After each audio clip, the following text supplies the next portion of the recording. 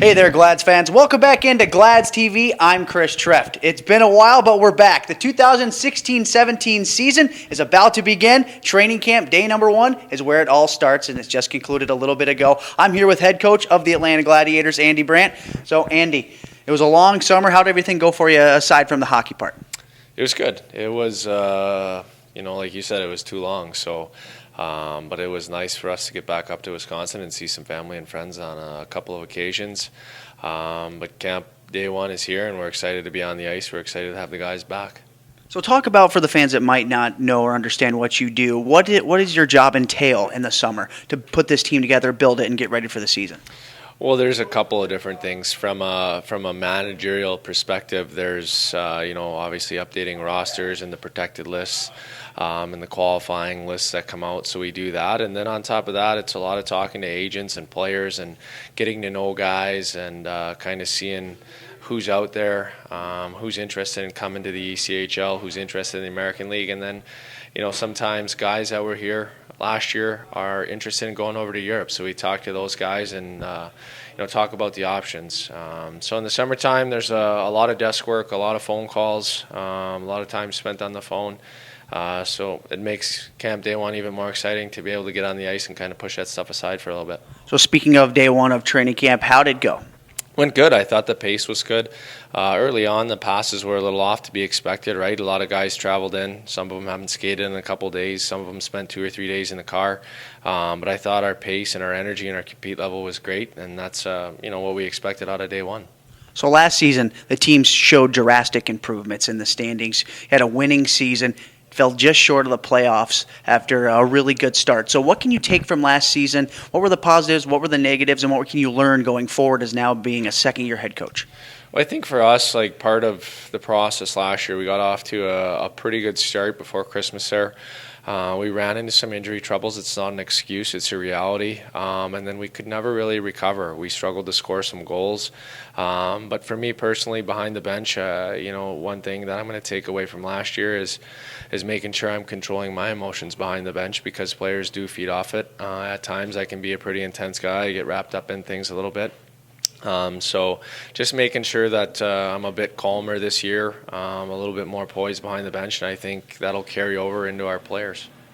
So speaking of those players, a lot of returners, but then also a lot of new guys. So explain the breakdown of the roster and that style of play that you were trying to build by bringing in the guys that you did and the guys that you brought back. Well, it's an interesting season, right? With the World Cup of Hockey there, it's kind of pushed everything back. The American League's camps start today or tomorrow, which limits our camps a little bit. We have, some of the guys on ECHL contracts, and we have some tryout guys too. And I think it's twofold. It's great for our guys to go up to the American Hockey League and be able to participate in those camps, and it's also good for us to get a look at the tryout players and see what they bring to the table. But our style of play is going to be a little bit different this year. We've got a little bit bigger team. We have got a number of agitating players, especially up front, guys that will get under the skin of the opponents. And I think will be a little bit harder. There's going to be a bigger focus on finishing hits and the physicality of the game. And a lot of that's going to be put on our forward group to make sure that they're kind of driving the bus and they're the engine of the team. So making sure that they're moving our forechecks, going to be on point every single night, and they're going to be the energy behind our group.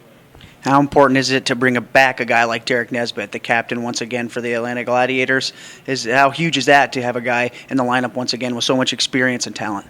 Well, you can't put it into words. Nezzy's a guy that comes with a wealth of experience at all levels. He's been to NHL training camps. He's spent a long time in the American Hockey League. So to have a guy with his resume and his knowledge and his demeanor here, I think it only trickles down to the players. He does a great job with the guys in the locker room. There's not a whole lot that hits my office door as far as trouble or problems, because Nezzy nips it right away, and it's good for those guys to be able to learn from him, not only on the ice but off the ice as well.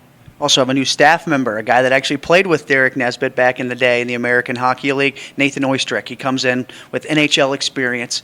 He coached last year as a player assistant coach for the Elmira Jackals. Talk about him, why you brought him in, and what do you expect from him this season?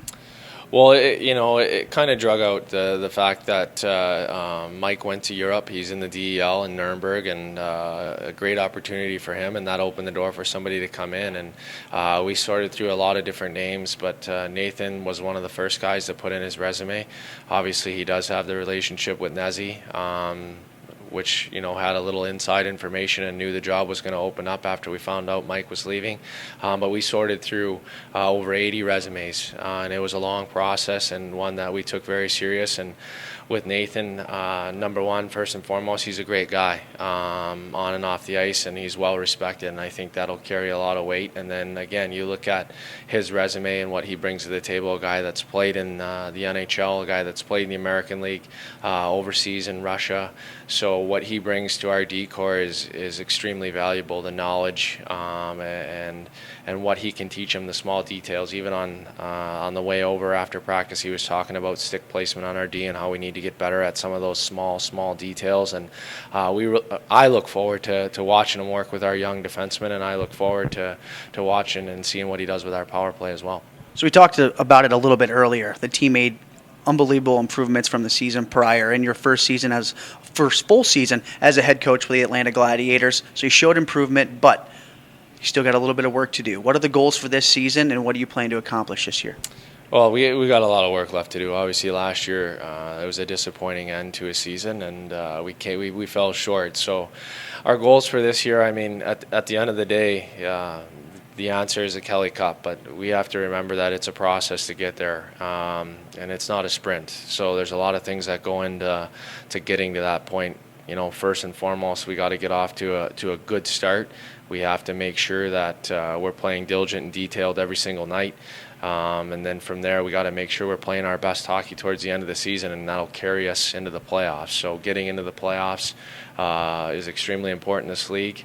It doesn't matter if you're a 1 seed or you're an 8 seed. As long as you're in, you're giving yourself a chance. And with the turnover in this league and with the movement up and down between the American League, you can get guys back at the right times. And I think a lot of success comes from those teams. They get guys back from the American League around that time, and it pushes them through to the playoff race. And for us, like I said, there's a long process at the end. Our goal is to hoist the Kelly Cup here in Atlanta and make sure we're bringing it back for the first time. So there's a lot of work that goes into it. Right now, we're focused on getting off to a good start with this group, making sure we're doing the right things and winning hockey games one by one.